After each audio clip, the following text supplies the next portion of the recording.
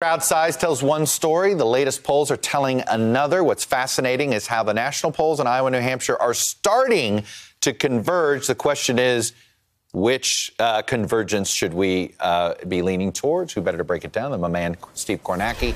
So, Steve, we are starting to see the national polls indicate some consolidation for Bernie and Biden. The state polls indicate consolidation for Bernie.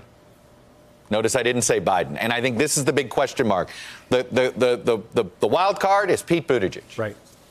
Yeah, I mean, so take a look. You mentioned, we've been saying for a long time, we don't have enough polls out of Iowa. Now we have too many to count. Here's three of the most recent, and there's more than this in the last few days. But you see, there is a poll out there with Biden up, a bunch that have Sanders ahead. If you average everything together in Iowa, average of all the polls out there currently, this is what it looks like right now. You mentioned Sanders now in the lead in the average, 25, Biden 22, Warren back at 14. You mentioned Buttigieg. It's interesting because I think there's probably a lot of overlap there in terms of Buttigieg and his supporters, second choice, and Biden.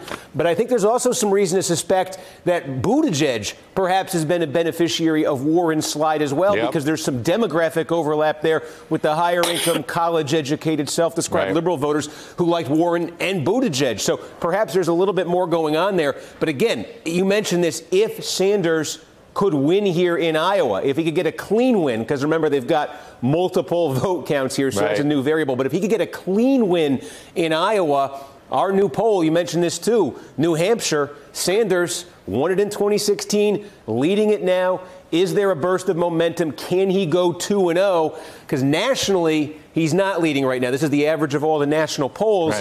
But the track record, the half century of the modern Democratic Party presidential nominating process, the candidate who goes 2-0, winning Iowa, winning New Hampshire, it's happened 4 times, and they're 4 for 4 at then winning the nomination. So take that for what it's worth, too.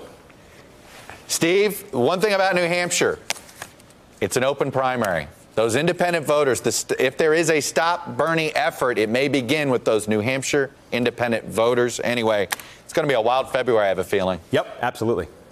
Thank you, sir. Yep. Hey there, I'm Chris Hayes from MSNBC. Thanks for watching MSNBC on YouTube. If you want to keep up to date with the videos we're putting out, you can click subscribe just below me or click over on this list to see lots of other great videos.